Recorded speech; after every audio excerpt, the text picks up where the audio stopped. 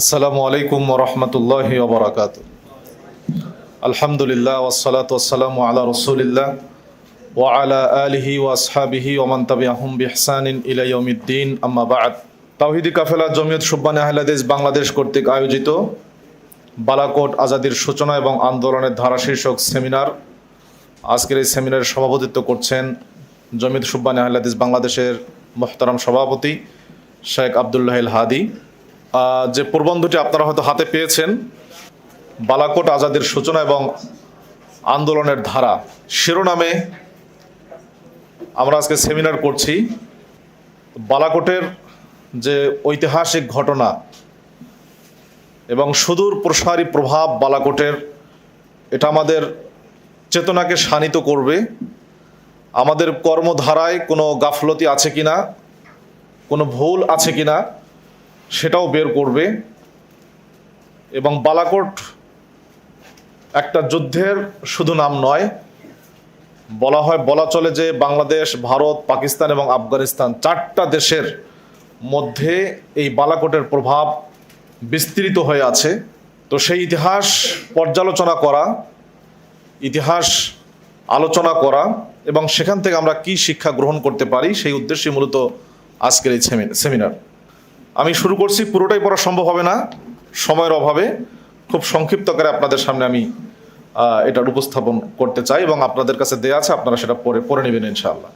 আমাদের সভাপতি মহোদয় স্বাগত বক্তব্যে বলেছেন যে আমাদের এই পাক ভারত উপমহাদেশে মুসলিম শাসনের সূচনা এবং সেই শাসনের অবসান, সেটা আমরা সবাই জানি যে 1757 সালের 23শে জুনের মাধ্যমে সেটার চূড়ান্ত পর্যায় ঘটেছিল।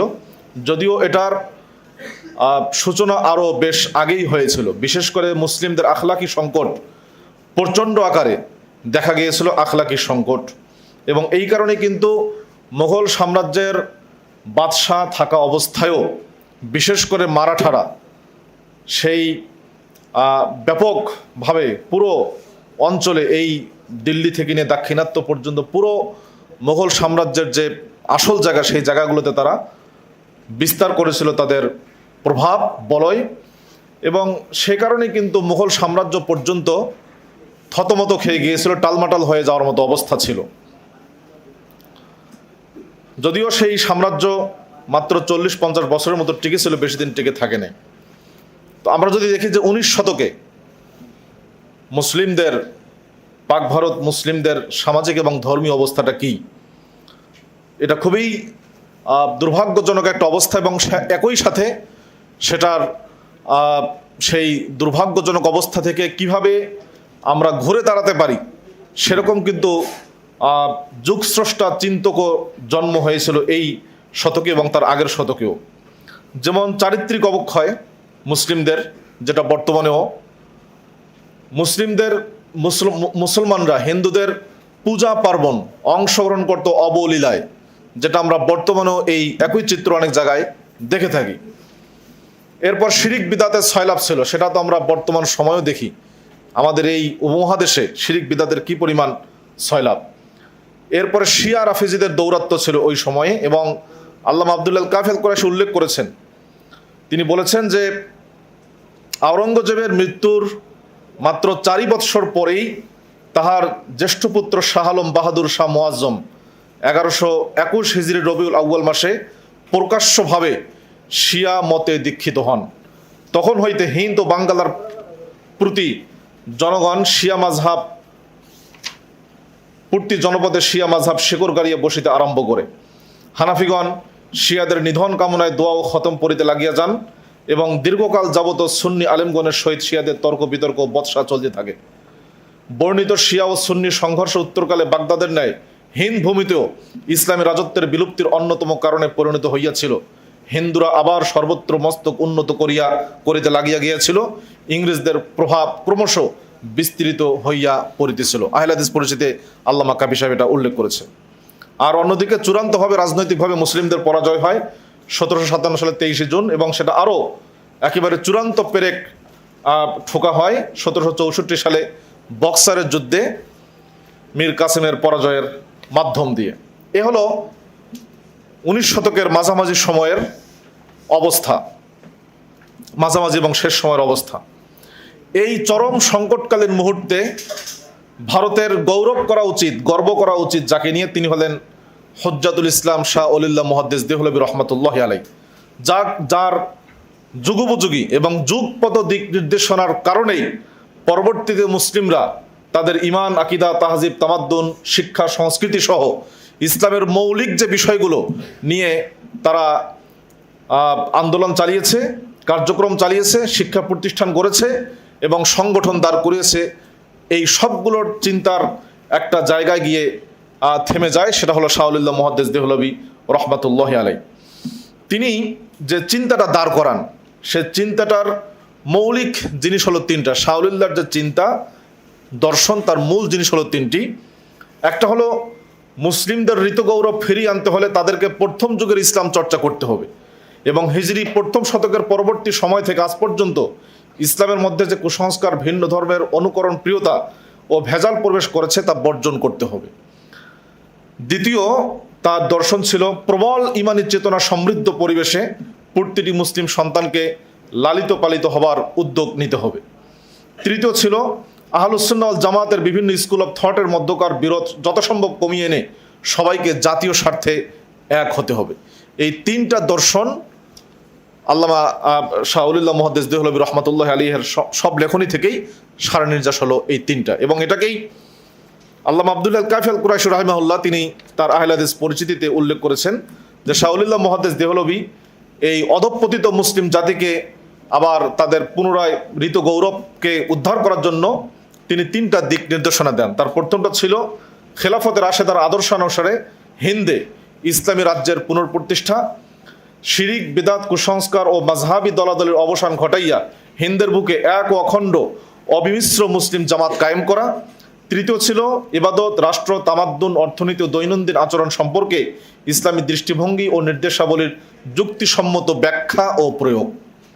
এই তিন দিক নির্দেশনা শাহ ওলিল্লাহ মুহাদ্দিস দেহলভী রাহিমাহুল্লাহ জাতির সামনে উপস্থাপন করেন এবং তার এই দিক নির্দেশনা ধীরে ধীরে তার চার সন্তান ছিলেন, তাদের মাধ্যমে তাদের যারা ছাত্র বা তাদের যারা সন্তান, মোটামুটি এই দর্শনটা খুব দ্রুত ছড়িয়ে পড়ে।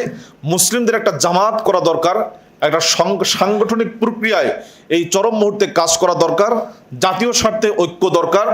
এই চিন্তার আলোকে তখন একটা বৃহত্তর জামাত গঠনের সিদ্ধান্ত এবং মনোবাসনা মুসলিমদের মধ্যে বলা চলে যে তৈরি হয়ে যায়। জিহাদ আন্দোলনের সূচনা, শাহ ওলিল্লাহর সবচেয়ে বিখ্যাত ছেলে যিনি শাহ আব্দুল আজিজ মুহাদ্দিস দেহলভী রহমাতুল্লাহি আলাইহি, তার ছাত্র সৈয়দ আহমদ বেরলভী, যিনি ভারতের অযোধ্যায় জন্মগ্রহণ করেছিলেন, সেটার পরিচয় আমাদের শেষে দেয়া আছে। সৈয়দ আহমদ বেরলভী তিনি প্রথমে, অনেক লম্বা কাহিনী আমি সংক্ষিপ্ত বলছি, তিনি প্রথমে আমির খান ছিলেন রাজপুতানা এবং মাল প্রদেশে তিনি নিয়োজিত ছিলেন, যুদ্ধে সেনাপতি ছিলেন একজন এবং সেখানকার আমির ছিলেন। তার সাথে তার সেনাবাহিনীতে ভর্তি হন এবং সেখানে কয়েক বছর অবস্থান করেন, ট্রেনিং নেন, প্রশিক্ষণ নেন এবং সেই সময় তিনি সেনাবাহিনীতে দাওয়াতি কাজ চালিয়ে যান। তার এই দাওয়াতি কাজের ব্যাপক প্রভাব পড়ে আমির খানের সেনাবাহিনীতে যারা সৈনিক তারাও ইমান এবং আমলের বলে বলিয়ান হতে শুরু করে। কিন্তু আমির খান তিনি কিছুটা বাধ্য হয়ে পারিপার্শ্বিক বিভিন্ন চাপের কারণে বা বিভিন্ন কারণে তিনি ইংরেজদের সাথে একটা চুক্তি করেন, যেটাকে আমরা টুঙ্ক একটা জায়গার নাম, সেই জায়গার জায়গির মানে সেই জায়গার দায়িত্ব তিনি গ্রহণ করে তাদের সাথে সন্ধি করেন। এটা এই সন্ধি এবং এই আপোষকামিতা সৈয়দ আহমদ বেরলভীর মোটেও পছন্দ হয় না। তিনি সেখান থেকে চলে আসেন, তার সেনাবাহিনী থেকে চলে এসে 1818 সালে দিল্লিতে তার যে শিক্ষক শাহ আব্দুল আজিজ রহমাহুল্লাহ তার নিকটে ফেরত আসেন। দীর্ঘ আলোচনা শেষে, ছাত্র শিক্ষকদের দীর্ঘ আলোচনা শেষে গুরু শিষ্য মিলে তারা তিনটা সিদ্ধান্তে উপনীত হন। প্রথম সিদ্ধান্ত হলো, আমরা জানি যে শাহ আব্দুল আজিজ মুহাদ্দিস দেহলভী তিনি ইতিপূর্বে অর্থাৎ 1803 সালে ভারত উপমহাদেশকে দারুল হারব, যুদ্ধ কবলিত এলাকা হিসাবে এবং অমুসলিমদের শাসন এখানে চলছে, মুসলিমদের কোনো কর্তৃত্ব নেই, এই ফতোয়া দিয়ে দেন দারুল হরব হিসাবে 1803 সালে। সেই ফতোয়ার আলোকেই তারা সিদ্ধান্ত নেন যে একাকী থেকে নয়, বর্তমানে সচেতন মুসলিমদের সবার সমন্বয়ে সাংগঠনিক প্রক্রিয়ায় দাওয়াতি এবং জিহাদি কার্যক্রম পরিচালনা করতে হবে। এটা 1 নম্বর সিদ্ধান্ত। দ্বিতীয় সিদ্ধান্ত হলো মুসলিম জনসাধারণকে জিহাদের আবশ্যকতা বোঝাতে হবে এবং তাদেরকে জিহাদের প্রতি উদ্বুদ্ধ করতে হবে। তৃতীয় সিদ্ধান্ত ছিল জিহাদের এই কাফেলায় সর্বাধিনায়ক হিসাবে অর্থাৎ আমির হিসাবে সৈয়দ আহমদ বেরলভী এবং তার প্রধান সহযোগী বা সেনাপতি হিসাবে কাজ করবেন তিনি শাহ অলিউল্লাহর নাতি, দৌহিত্র এবং শাহ আব্দুল আজিজের ভ্রাতুষ্পুত্র বা ভাতিজা, যিনি অর্থাৎ তার বাবার নাম শাহ আব্দুল গনি, শাহ আব্দুল গনির ছেলে শাহ ইসমাইল, তিনি এই সেনাবাহিনীর সেনাপতির দায়িত্ব পালন করবেন বলে এই তিনটা সিদ্ধান্ত গৃহীত হয় শাহ আব্দুল আজিজ এবং সৈয়দ আহমদ বেরলভীর মাঝে। তিনি এই সিদ্ধান্ত নিয়ে তিনি হিজরত করেন, তার এলাকায় যান। এলাকায় রায়বেরেলি যে এলাকা অযোধ্যার, 1826 সালের 17 জানুয়ারি তিনি নিজ জন্মভূমি রায়বেরেলিকে বিদায়ী সালাম জানিয়ে আল্লাহর দিনের জন্য বেরিয়ে পড়েন এবং তিনি পথে অসংখ্য ভক্ত অনুরক্ত যারা ছিলেন তারা তার সাথে যুক্ত হয়। এমনকি অনেক জমিদার, জায়গিরদার, অনেক আমির, স্থানীয় শাসকবৃন্দ তারাও তার হাতে বায়াত করে, জিহাদের বায়াত করে, ইমারতের বায়াত করে বা জিহাদের বায়াত করে তিনি তার সাথে যুক্ত হয়। ইমারতে ইসলামী প্রতিষ্ঠা এবং বায়াত গ্রহণ, এটা খুবই গুরুত্বপূর্ণ। এই সালটা আমাদের মনে রাখা উচিত। 1828 সালের 13ই জানুয়ারি 1828 সালের 13ই জানুয়ারি তিনি সৈয়দ আহমদের হাতে অসংখ্য মানুষ হাত রেখে বায়াত গ্রহণ করেন ইমারতে ইসলামিয়ার জন্য এবং অনেক স্থানীয় শাসকগণ তারাও বায়াত গ্রহণ করেন, যদিও পরবর্তীতে স্থানীয় শাসকগণ তারা সেই বায়াত রক্ষা করতে পারেন নাই, ভঙ্গ করেছেন দুনিয়ার স্বার্থে, অথবা চিন্তা করছেন যে এই ইমারতে ইসলামী আসলে টিকতে পারবে কিনা। নানান চিন্তার কারণে, দৈন্যতার কারণে এবং মানসিকভাবে দুর্বল হীনমন্যতার কারণে অথবা দুনিয়াবী স্বার্থে সিদ্ধির কারণে তারা এই বায়াতকে টিকিয়ে রাখতে পারেন নাই।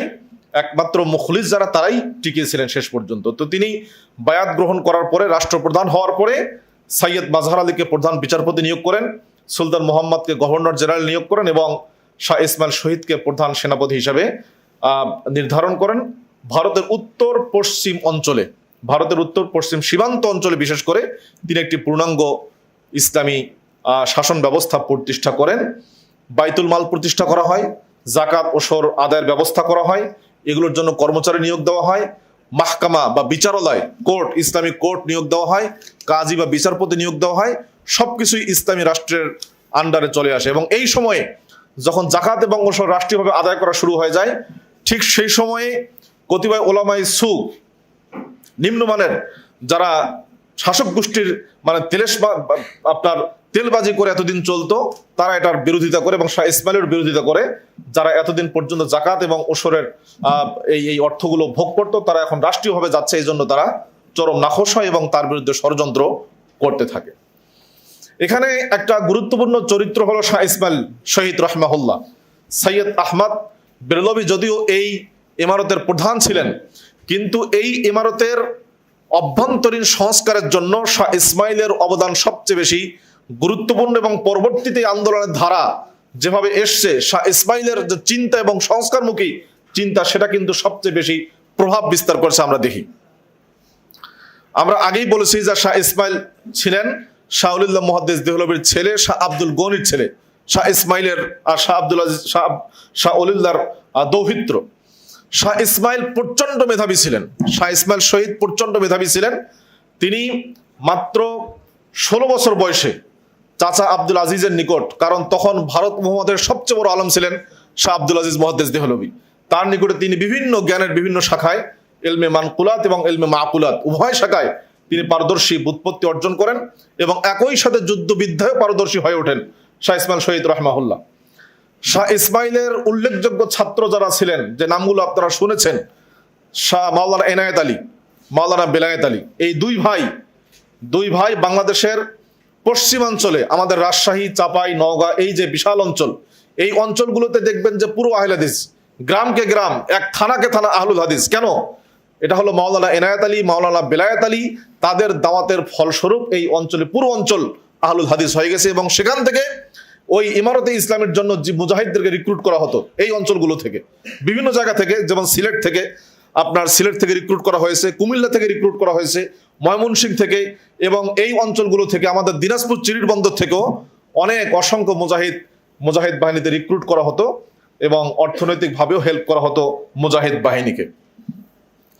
তো মুজাহিদ বাহিনীদের মধ্যে সবাই তো আর আহলুল হাদিস ছিলেন না, তাদের মধ্যে অনেক শিরিক বিদআত ছিল, মাযহাবী গোরামি ছিল, অনেক তাবিজ কবজ ব্যবহার করতো, নানান ধরনের সমস্যা তাদের মধ্যে ছিল। এই শিরিক বিদআতের বিরুদ্ধে মুজাহিদদেরকে বুঝিয়ে কোরআন এবং সুন্নাহর দলিলের আলোকে মুজাহিদদের অভ্যন্তরীণ সংস্কারের কাজটা সবচেয়ে বেশি করছেন শাহ ইসমাইল শহীদ রাহমাহুল্লাহ। তিনি ক্লিয়ার বলতেন, যদি শিরিক বিদআতের মধ্যে আমরা থাকি তাহলে আল্লাহর রহমত বরকত পাওয়া যাবে না, এই জিহাদ আন্দোলন কখনো বরকতময় হয়ে উঠবে না। আমরা যে একটা প্রাণপণ লড়াই করছি ইংরেজ শত্রুদের বিরুদ্ধে এবং আঞ্চলিক গাদ্দারদের বিরুদ্ধে ইমারতে ইসলামের জন্য, এটার পূর্ণতা পাওয়ার জন্য অবশ্যই খালেস তাওহীদের চর্চা আমাদের মধ্যে বেশি লাগবে। তিনি এটা সবচেয়ে বেশি জোর দিতেন। এবং সৈয়দ আহমদ বেরেলভী রাহমাহুল্লাহ, তিনি যদিও মাযহাবান ফিকি দিক থেকে হানাফি মাযহাবের ছিলেন, তারপরেও তিনি তাকে সর্বাত্মক সাপোর্ট দিয়েছেন এবং এই বিষয়গুলোতে শাহ ইসমাইল শহীদ তাকে তার স্বাধীনতা তিনি দিয়েছিলেন। এরপর আমরা দেখি যে এই এই এই ইমারতে ইসলামী যখন শুরু হয়, তাদের কার্যক্রম যখন শুরু হয়, রাষ্ট্র যখন প্রতিষ্ঠা হয়ে যায়, প্রথম যে বাধাটা আসে সে বাধাটা আসে আঞ্চলিক নেতাদের থেকে, যারা ইতিপূর্বে বায়াত করেছিল সৈয়দ আহমদ বেরলভীর হাতে, তারাই বায়াত ভঙ্গ করা শুরু করে। এর কারণ ছিল মৌলিকভাবে দুইটা বলা চলে। একটা হলো যে দীর্ঘদিন যাবত তারা যে রীতিনীতি, যে অভ্যাস, যে দেশাচার এবং তাদের যে কালচারে অভ্যস্ত ছিল, যেখানে ইসলামের খুব একটা অনুশাসন ছিল না, পরিপালন ছিল না, সেটা পরিত্যাগ করে খাঁটি ইসলাম চর্চার প্রতিশ্রুতি তারা দিতে পারছিল না, এটা একটা কথা। দ্বিতীয় হলো যে ইসলামী হুকুমতকে মেনে নিলে তো আমরা জানি যে অনেক কিছুই মানতে হবে, অনেক সীমাবদ্ধতা আসবে, আবার অনেক ক্ষেত্রে আমাদের কাজ করার সুযোগ বৃদ্ধি পাবে। মোট কথা পুরো লাইফ এখানে একটা ডিসিপ্লিনে চলে আসবে। রাষ্ট্র এখানে দুর্নীতিতে জড়িয়ে পড়তে পারবে না, জমিদার যারা, আমির যারা, তারা স্বেচ্ছাচারিতা করতে পারবে না, স্বজনপ্রীতি করতে পারবে না। এটা হলো ইসলামী ইমারতের বৈশিষ্ট্য। এগুলোকে পরিত্যাগ করে যেগুলো তাদের অভ্যস্ত, এগুলো পরিত্যাগ করে খাঁটি ইসলামী হুকুমত মেনে নেওয়ার মতো যে আদর্শিক চেতনা, সেই চেতনা তাদের মধ্যে না থাকার কারণে তারা গাদ্দারি করা শুরু করে। এবং দেখা যায় যে মুসলমানদের সাথে, মুসলিম বিভিন্ন শাসকদের সাথেই শাহ ইসমাইল শহীদ এবং সৈয়দ আহমদ বেরলভী অর্থাৎ মুজাহিদ বাহিনীকে জিহাদ করতে হয় স্থানীয় আমির ওমারাদের সাথে। আপনি ইংরেজদের সাথে যুদ্ধ পরের হিসাব, নিজেদের মধ্যে তাদের মধ্যে আগে যুদ্ধ লেগেছে। এ হলো আমাদের সবচেয়ে বড় সমস্যা ছিল, তারা এই মুজাহিদ বাহিনী এটার সবচেয়ে মুখোমুখি হয়েছিলেন। যাই হোক, এরপরেও মুজাহিদ বাহিনীর প্রতি গোটা অঞ্চলের মানুষদের একটা আবেগ ছিল যে এই অঞ্চলে প্রথম একটা ইমারতে ইসলামিয়া কায়েম হলো, যারা দীর্ঘদিন যাবত মুসলিম বিশ্বে অনুপস্থিত ছিল। এটার কায়েম হওয়ার কারণে মানুষ একটা আবেগ ছিল, ভক্তি শ্রদ্ধা ছিল, এই জন্য সবাই তাদেরকে সর্বাত্মক সাপোর্ট করত। বালাকোটের যে প্রান্তরটা, যেটা পাকিস্তানের খাইবার পাখতুনখাই এই প্রান্তটা অবস্থিত, সেখান থেকে মুসলমানরা এই মুজাহিদ বাহিনীকে চিঠি পাঠালো, আবেদন করলো যে আমরা নির্যাতিত হচ্ছে শিখদের দ্বারা। তখন সে সময় ওই অঞ্চলে রঞ্জিত সিং শিখদের রাজত্ব কায়েম করছিল। তো তারা আবেদন করলো মুসলিমদের, মুজাহিদদের নিকটে যে আমরা নির্যাতিত হচ্ছে, আপনারা আমাদেরকে আসেন। তখন সৈয়দ আহমদ বেরলভী, শাহ ইসমাইল তারা তাদের বাহিনী নিয়ে রওনা দিলেন কাশ্মীরের উদ্দেশ্যে। মূলত কাশ্মীর যাওয়ার সবচেয়ে সহজ পথ ছিল বালাকোট দিয়ে কাশ্মীর যাওয়ার সবচেয়ে সহজ পথ ছিল। 17 এপ্রিল 1831 খ্রিস্টাব্দে মুজাহিদ বাহিনী কাশ্মীরের উদ্দেশ্যে রওনা দিয়ে বালাকোটে পৌঁছে। রাজকুমার শের সিংহ, রঞ্জিত সিংয়ের ছেলে, সংবাদ পেয়ে তার সৈন্যবাহিনী নিয়ে বালাকোটের অনতিদূরে মেট্রিকোট পর্বতমালায় শিবির স্থাপন করে এরপরে স্থানীয় অধিবাসীর সহযোগিতায়, এই সহযোগিতা করছে মুসলমানরা, অর্থাৎ মুজাহিদ বাহিনীকে দেখায় দেওয়া তারা কোথায় আছে, তারা শিবির কোথায় কাটছে, এই গাদ্দারিটা করছে মুসলমানরা। স্থানীয় অধিবাসীদের সহযোগিতায় 6 মে বালাকোটের পার্শ্ববর্তী পল্লীতে এবং বালাকোটের পুরো প্রান্তরে নেমে এসে একযোগে মুজাহিদদের উপরে তারা গুলিবর্ষণ এবং হামলা শুরু করে। মুজাহিদ বাহিনী আল্লাহর উপর ভরসা করে প্রতিরোধ শুরু করে। 2 ঘন্টার মাত্র যুদ্ধ হয়। সেই যুদ্ধে মুজাহিদ বাহিনী তারা প্রায় 300 জন মুজাহিদ শহীদ হন এবং শিখদের মধ্য থেকে 700 শিখ মারা যায়। সর্বশেষ এই নবগঠিত ইসলামী রাষ্ট্রের আমির সৈয়দ আহমদ এবং তার প্রধান সেনাপতি শাহ ইসমাইল শহীদ শাহাদাতের অমীয় সুধা পান করেন। ইন্না লিল্লাহি ওয়া ইন্না ইলাইহি রাজিউন। বালাকোটের এই ব্যর্থতার কারণ কি? বালাকোটের ব্যর্থতার কয়েকটা কারণ আমরা যদি দেখি তাহলে বোঝা যাবে, যে কারণগুলো আমরা ইতিমধ্যে হয়তো অনেকটাই অনুভব করতে পারছি। তার প্রথম কারণ ছিল যে স্থানীয় গোত্রপতি এবং সর্দাররা ইসলামী হুকুমতের সামনে আত্মসমর্পণ করতে অস্বীকৃতি জানিয়েছে। দ্বিতীয় ছিল কতিপয় লোভী আলেম, তারা ইংরেজ, শিখ এবং ওই যে গাদ্দার নেতাদের সাথে হাত মিলিয়ে তারা ধর্ম ব্যবসায় নেমে পড়েছিল, তারা সৈয়দ সাহেবের ইমারতে ইসলামিয়া মানতে পারে নাই। তৃতীয় ছিল শিখদের প্রবল বিরোধিতা, এবং শিখরা ইংরেজদের সাথে হাত মিলিয়েছিল এই আন্দোলনকে, এই জিহাদ আন্দোলনকে ঠেকানোর জন্য শিখদের সাথে হাত মিলিয়েছিল ইংরেজরা। 4 নম্বর কারণ ছিল পর্যাপ্ত প্রশিক্ষিত সেনাবাহিনীর অভাব। একটা রাষ্ট্র বা রাষ্ট্রের সেনাবাহিনী, একটা বাহিনী যারা ইংরেজদের সাথে যুদ্ধে লিপ্ত হবে, যে ইংরেজরা তৎকালীন আধুনিক অস্ত্রে সজ্জিত, তাদের সাথে লড়াইয়ে লিপ্ত হতে গেলে যে পরিমাণ প্রশিক্ষিত সেনাবাহিনীর দরকার, সেই পরিমাণ প্রশিক্ষিত সেনাবাহিনী মুসলিম বাহিনীতে ছিল না। আরেকটা কারণ ছিল যে মুসলমানদের আধুনিক সমরাস্ত্রের অভাব ছিল, আধুনিক অস্ত্র ছিল না। এটা একটা মুসলমানদের পরাজয়ের অন্যতম কারণ ছিল। বালাকোটের প্রভাব, বালাকোট তো শেষ হলো, কিন্তু বালাকোটের প্রভাবটা থেকে গেছে কিনা? বালাকোটের প্রভাব থেকেছে।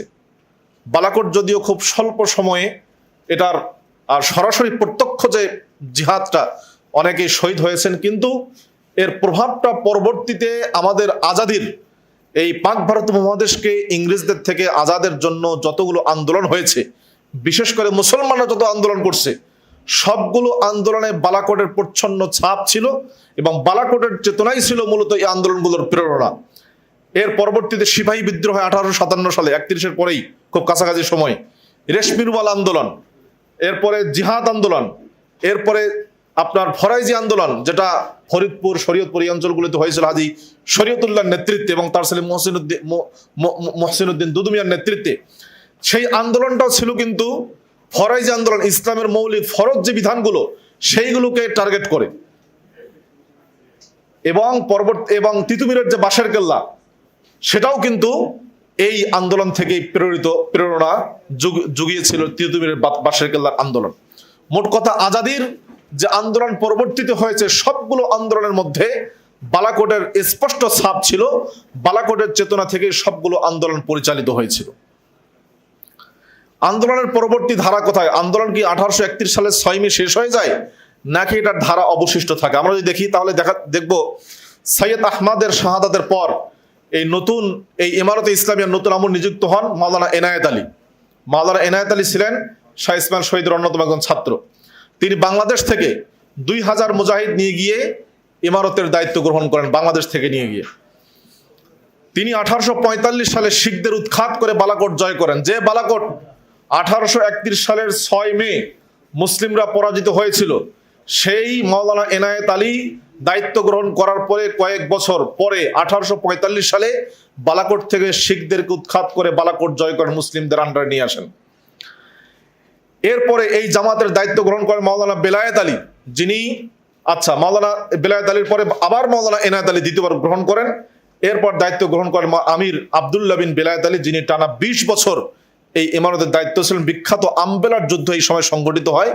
তো এই সময়টাতে আল্লামা কাবি সাহেব লিখেছেন যে মাওলানা আমির আবদুল্লাহ বিন বেলায়েত আলীর এই 20 বছর এই সময়টাতে মূলত জামাতের আদর্শিক পতন ঘটে, অনেকেই বিভিন্ন দিকে ছড়িয়ে ছিটিয়ে পড়ে এবং লোক সংখ্যা কমতে থাকে। সেখান থেকে বলা চলে মূলত বালাকোটের যে ইমারত, সেই ইমারতটা ক্ষয়প্রাপ্ত হতে থাকে। এটা 1902 সাল পর্যন্ত চলতে থাকে। কাজে আমরা এটা এভাবে বলতে পারি যে 1826 সালের 17ই জানুয়ারি রায়বেরেলী থেকে যে ঐতিহাসিক সফর শুরু হয়েছিল, তা 6 মে বালাকোটে বিপর্যস্ত হলেও 1902 সাল পর্যন্ত অব্যাহত থেকেছে, 1902 সাল পর্যন্ত। আর যে বিষয়টা আমরা বলছি, বালাকোট তো এখন আসলে বালাকোটকে সবাই আলোচনা করছে, কিন্তু বালাকোটকে সবচেয়ে ধারণ করছে পরবর্তীতে কারা? বালাকোটকে সবচেয়ে ধারণ করছে আহলুল হাদিসগণ, মুহাম্মাদি জামাত, তারা। এটা আমাদের খুব ইম্পর্টেন্ট জায়গা, এটা আমাদের মনে রাখতে হবে। কারণ বালাকোটের পরবর্তী যারা আমির হয়েছেন সৈয়দ আহমদের পরে, তাদের সবাই ছিলেন আহলুল হাদিস, মুহাম্মাদি তরিকার। এবং যারা মুজাহিদ, তারা সবাই ছিলেন, অধিকাংশই বলা চলে 90% মুজাহিদ ছিলেন আহলুল হাদিস ঘরানার লোক। এবং এই বালাকোটের আন্দোলনে যুক্ত থাকার কারণে সাদেকপুরি পরিবার, যারা জমিদার পরিবার ছিল, তাদেরকে অকথ্য নির্যাতনের শিকার হতে হয়েছে। ভিটেমাটি থেকে তাদেরকে বাদ দেওয়া হয়েছে, যেমন আজকে ভারতের মুসলমানদের পশ্চিমবঙ্গের অবস্থা কিছুটা এরকম হয়েছে। তো এই বালাকোটের সাথে যুক্ত থাকার কারণে তাদের এই অবস্থা হয়েছে। আমরা কর্মধারা, এই জামাত, এই মোবারক জামাত মৌলিকভাবে দুইটা ধারায় কাজ করছে। বালাকোটের যে ধারা, জিহাদি যে ধারা, একটা ছিল অভ্যন্তরীণ সংস্কার, অর্থাৎ মুসলমানদের মধ্যে যে শিরিক, বেদাত, কুসংস্কার, হিন্দুয়ানি কালচার যা ঢুকছিল, এগুলোকে পরিপূর্ণ উৎখাত করে নির্ভেজাল খাঁটি তাওহীদ এবং সুন্নাহ ভিত্তিক মুসলিম হিসাবে মুসলিমদেরকে গড়ে তোলা। এটা ছিল বালাকোট জিহাদের আন্দোলনের প্রথম এবং পয়লা নম্বর কর্মসূচি। দ্বিতীয় কর্মসূচি ছিল স্থানীয় শাসক, জমিদার, যোদ্ধার যারা ছিল এবং মুসলিম অধ্যুষিত যে এলাকাগুলো ছিল, সেই এলাকাগুলোতে খেলাফতে রাশেদার আদলে একটি মুসলিম ইমারতে ইসলামিয়া কায়েম করা। এটাও ছিল বালাকোটের একটা অন্যতম উদ্দেশ্য। এই দুইটা ধারায় মূলত আমাদের বালাকোট আন্দোলন পরিচালিত হয়েছে।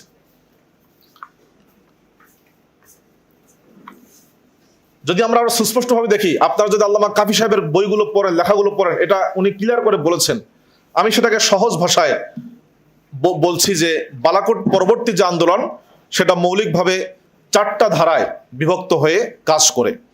একটা হলো ইলমি ধারা, জ্ঞানগত বুদ্ধিবৃত্তিক ধারা। এই ধারায় সবচেয়ে বেশি কাজ করেছেন মিয়া সৈয়দ নাজির হোসেন দেহলভী রাহমাহুল্লাহ, এবং তার ছাত্র সংখ্যা এত বেশি ছিল যাদের ব্যাপারে বলা হয় ওমা ইয়ালামু জুনুদা রাব্বিকা ইল্লাহু, আল্লাহর সৈন্য সংখ্যা যে কত আল্লাহ ছাড়া যেমন কেউ জানে না, মিয়া সৈয়দ হোসেন নাজির হোসেন দেহলভীর ছাত্র যে কত, এটাও একমাত্র আল্লাহ ছাড়া কেউ জানে না। অনেকে লিস্ট করেছেন, কিন্তু পূর্ণাঙ্গ লিস্ট এখন পর্যন্ত আসে নাই।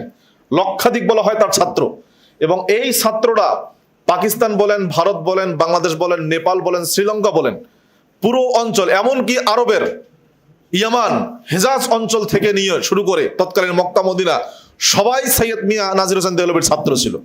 তার এই মুবারক জামাতের ছাত্র যারা, তারা বালাকোটের ওই যে অভ্যন্তরীণ সংস্কারের যে শিক্ষা, সেই শিক্ষা সবার মাঝে ছড়িয়ে দেয়, যার ধারাবাহিকতায় ভারতে, পাকিস্তানে, বাংলাদেশে, নেপালে এবং শ্রীলঙ্কা সহ বিশাল এই অঞ্চলগুলোতে আহলুল হাদিস মাদ্রাসা, মসজিদ এবং মার্কাজ গঠিত হয়েছে। আলেম ওলামারা সৈয়দ নাজির হোসেন দেহলভীর ছাত্র, তার পরবর্তী ছাত্র যারা পরবর্তী প্রজন্ম, সেই ধারায় কাজ করে যাচ্ছেন। যারা কোনো বাতিলের সাথে, শিরিক এবং কুফরের সাথে আপোষ যারা করবেন না, তারাই মূলত সৈয়দ নাজির হোসেন দেহলভীর প্রকৃত উত্তরসূরি, এবং তারাই হলেন বালাকোটের প্রকৃত উত্তরসূরি আলেম। দ্বিতীয়, আমি এখানে একটা আবেগময় কথা বলেছেন আল্লামা আব্দুল কাফি আল কুরাইশি রাহিমাহুল্লাহ এই আন্দোলনকে স্মরণ করে। তিনি লিখেছেন, আমির সৈয়দ আহমদের আরাধ্য জিহাদের আন্দোলনকে মাওলানা বেলায়েত আলী যেরূপ পুনরায় জাগ্রত নতুন বলে বলিয়ান করিয়া তুলিয়াছিলেন, সেই রূপ আল্লামা ইসমাইল শহীদ ও তাহার পূর্বপুরুষগণ আহলে হাদিস আন্দোলনের যে ইলমি আমানত রাখিয়া গিয়াছিলেন, তাহা বহন করার ভার শাইখুল ইসলাম সৈয়দ নাজির হোসেন স্বীয় স্কন্ধে তুলিয়া লইয়াছিলেন। দিল্লিতে শাহ ইসহাক দেহলভীর পরিত্যক্ত মুসনাদে ইলমি উপবেশন করিয়া কোরআন ও হাদিসের যে অমৃত সুধা তিনি প্রায় শতাব্দী কাল ধরিয়া বিতরণ করিয়াছিলেন, তাহার জীবন স্রোত হিন্দ বাংলার পূর্তি প্রান্তকে সঞ্জীবিত করিয়া সুদূর তিব্বত হইতে নজদ, হিজাজ ও ইয়ামানের কত তাকলিদুসর মরুকান্তার ও নিরস পার্বত্য ভূমিকে যে সরস ও শ্যামল করিয়া তুলিয়াছিল, কে তাহার ইয়ত্তা করিবে। গোটা অঞ্চলে সেই তিব্বত থেকে নিয়ে, হেজাজ থেকে শুরু করে নিয়ে, ইয়ামান থেকে শুরু করে নিয়ে, আর এই পাক ভারতের পুরো অঞ্চলে, তাকলিদ অধ্যুষিত অঞ্চলে, মাযহাবী গোরামি অধ্যুষিত অঞ্চলে কোরআন এবং সুন্নাহর অমোঘ বাণী যারা উচ্চারিত করেছিল, তারাই হলো আহলুল হাদিস, এবং তারাই বালাকোটের চেতনার প্রকৃত উত্তরসূরি। এটা হলো একটা ধারা। দ্বিতীয় ধারা হলো তাসনিফি ধারা, লেখালেখির ধারা। এই ধারায় সবচেয়ে বেশি উল্লেখযোগ্য নবাব সিদ্দিক হাসান খান ভুপালি, আমরা জানি, আল্লামা শামসুল হক কাজিমাবাদী, মাওলানা সানাউল্লাহ মৃত্যুশরী, যিনি মূলত বাতিল ফেরকার বিরুদ্ধে বেশি লিখছেন, মাওলানা হোসাইন আহমদ বাটালবি, মাওলানা মহিউদ্দিন লাহোরী, আল্লামা আব্দুর রহমান মোবারকপুরি, মাওলানা ওয়াহিদুজ্জামান, এছাড়াও আরো অসংখ্য ওলামায়ে কেরাম এই জামাতের এই ধারায় কাজ করেছেন। তানজিমি ধারা বা সাংগঠনিক ধারা, সাংগঠনিক ধারাটা মূলত শুরু হয় 1895 সালে দিল্লিতে গোরাবাই আহলে হাদিস প্রতিষ্ঠার মধ্য দিয়ে, এবং পরবর্তীতে 1906 সালে সর্বভারতীয় সব আহলে হাদিসদেরকে নিয়ে অল ইন্ডিয়া আহলে হাদিস কনফারেন্সের মাধ্যমে বৃহত্তর পরিসরে আহলুল হাদিসদের সাংগঠনিক যাত্রা শুরু হয়, যেটার আপনার এই প্রথম যারা এই কাজ করেন, এর সাথে যারা কাজ করেন মাওলানা আব্দুল্লাহ গাজীপুরী, মাওলানা সানাউল্লাহ অমৃতসরী, এবং আমাদের এই আসাম বাংলা এই অঞ্চলে সবচেয়ে বেশি কাজ করেছেন আল্লামা আব্দুল কাফি আল কুরাইশি, পাকিস্তানে কাজ করেছেন মাওলানা ইসমাইল গুজরানওয়ালা, এবং ভারতের মাওলানা আব্দুল্লাহ আরবি ইত্যাদি আরো অনেক ওলামা ইকরাম এই সাংগঠনিক ধারায় কাজ করেছেন। 4 নম্বর ধারা সিয়াসি, রাজনৈতিক ধারা। বালাকোট থেকে 4টা ধারা, তার চতুর্থ ধারা হলো রাজনৈতিক ধারা। এই ধারায়ও ওলামা ইকরাম আহলুল হাদিস বালাকোটের চেতনায় উজ্জীবিত ওলামা ইকরাম গর্বের সাথে কাজ করেছেন এবং শক্তিমত্তার সাথে কাজ করেছেন। আমরা যদি দেখি, তারা এই পাক ভারত উপমহাদেশে স্বতন্ত্র ইসলামী রাষ্ট্রের কোনো দাবি করেন নাই, বরং মুসলমানরা যেহেতু শাসন ক্ষমতায় আসছেন, তাদের দাবি ছিল একটাই, যে মুসলিম শাসকরাই কোরআন এবং সুন্নাহর আলোকে কি করুক, রাষ্ট্র চালাক। এটা হলো আহলুল হাদিসদের দাবি ছিল। এবং এই দাবির ক্ষেত্রে বিশেষ করে ভারত থেকে পাকিস্তানকে আলাদা করা, মুসলিম অধ্যুষিত পাকিস্তান আলাদা হোক, এই আন্দোলনে সক্রিয় অগ্রগামী ভূমিকা যারা পালন করেছিলেন তারাও ছিলেন আহলুল হাদিস। মাওলানা দাউদ গজনবী রাহমাহুল্লাহ, মাওলানা দাউদ গজনবীকে স্টাডি আমাদের করতে হবে প্রচুর পরিমাণে। মাওলানা দাউদ গজনবী, গজনবী পরিবারের সবচেয়ে শ্রেষ্ঠ সন্তান মাওলানা দাউদ গজনবী, মাওলানা ইসমাইল সালাফি, এরপর আমাদের মাওলানা সানাউল্লাহ অমৃতসরী, মাওলানা আকরাম খাঁ, মাওলানা আব্দুল বাকি, আব্দুল কাফি আল কুরাইশি রাহিমাহুল্লাহ, যারা পাকিস্তান আন্দোলনের নেতৃত্বে ছিলেন, যে পাকিস্তান পৃথক রাষ্ট্র প্রতিষ্ঠা করা সময়ের দাবি, এবং যার বাস্তবতা দিন যত যাচ্ছে আমরা টের পাচ্ছি, পাকিস্তানকে পৃথক করার কেন দরকার ছিল। এই রাজনৈতিক ধারাতেও তারা কাজ করেছেন। বালাকোটের যুদ্ধের মূল্যায়ন আমরা কিভাবে করতে পারি, এখানে কয়েকটা কথা আছে। যে আদর্শিক শক্তি বনাম অভ্যন্তরীণ দুর্বলতা। বালাকোটের যারা মুজাহিদ তাদের আদর্শিক শক্তি ছিল নিঃসন্দেহে, কিন্তু অভ্যন্তরীণ দুর্বলতাও ছিল। ব্যক্তিগত ক্ষুদ্র স্বার্থের জন্য বৃহত্তর স্বার্থের জলাঞ্জলি, খুবই মারাত্মক গুরুত্বপূর্ণ পয়েন্ট এটা, যে বালাকোটের আন্দোলনে অনেক স্থানীয় আমির ওমারা তারাও যুক্ত ছিল। তারা ব্যক্তিগত স্বার্থের জন্য, ক্ষুদ্র স্বার্থের জন্য এই বৃহত্তর স্বার্থকে জলাঞ্জলি দিয়ে তারা নিজ স্বার্থকে হাসিল করার অপচেষ্টায় লিপ্ত ছিল বলে বালাকোটের মুজাহিদগণ অনেকটাই পরবর্তীতে কোণঠাসা হয়ে গিয়েছিলেন ব্যক্তিগত স্বার্থকে বেশি প্রাধান্য দেওয়ার জন্য।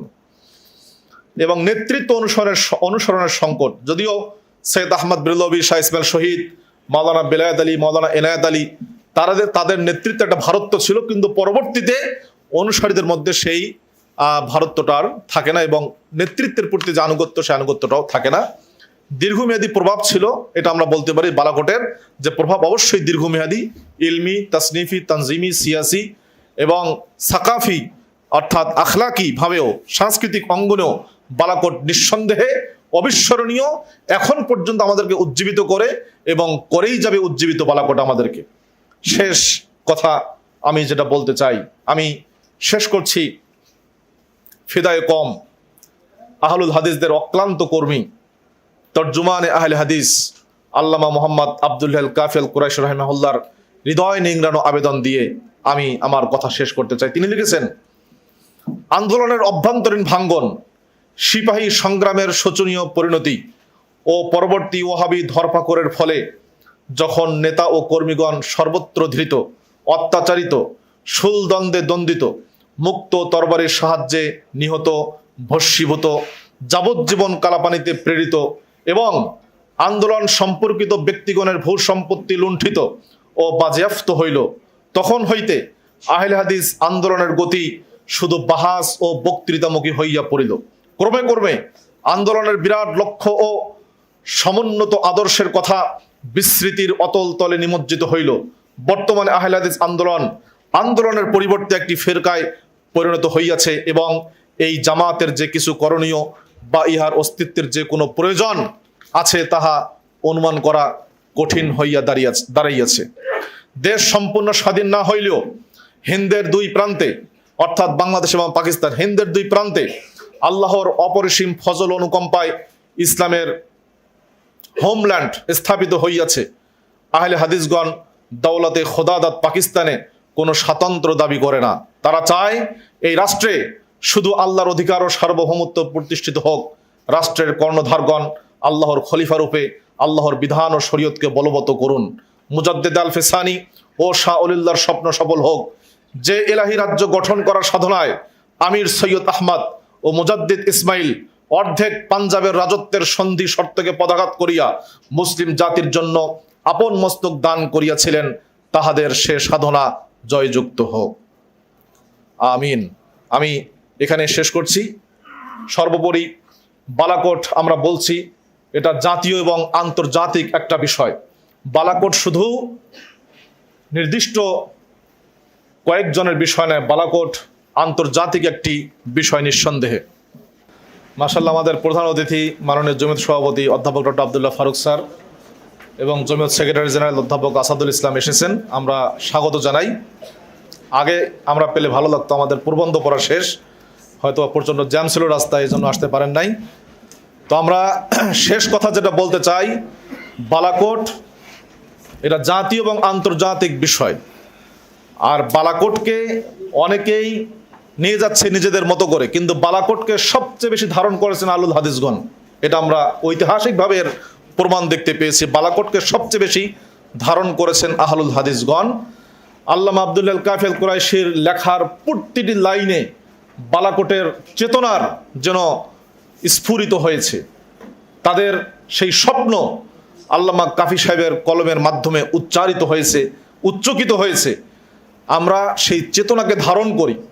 চেতনাহীন, আদর্শহীন কোনো সংগঠন টেকে না, কোনো আদর্শহীন কোনো জামাত বেশি দিন টেকে না। আদর্শ এবং আধুনিকতার সমন্বয়ে একটি সুন্দর সংগঠন, সুন্দর আদর্শবাদী সংগঠন আমরা উপহার দিতে বদ্ধপরিকর হই।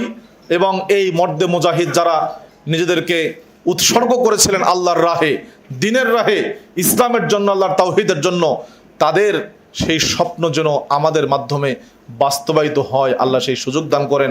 আজকের এই সেমিনার সেই আদর্শের, সেই অধরা স্বপ্নের যাত্রা মাত্র। আল্লাহ তাআলা আমাদের এই যাত্রাকে অব্যাহত রাখার সুযোগ দান করেন। আমিন। ওয়া আখিরু দাওয়ানা আলহামদুলিল্লাহি রাব্বিল আলামিন। আসসালামু আলাইকুম ওয়া রাহমাতুল্লাহি ওয়া বারাকাতুহু।